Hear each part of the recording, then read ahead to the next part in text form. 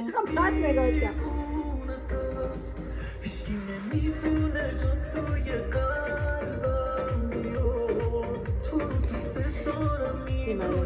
آقا هرمان برای بازیه، برای بازیه.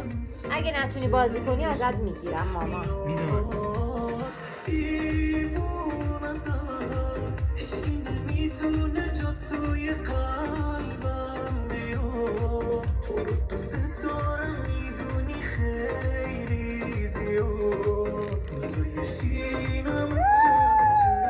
آفرین آفرین. هرمان این چیه؟ جوجونی؟ اون مرغه، این اینه. این چیه؟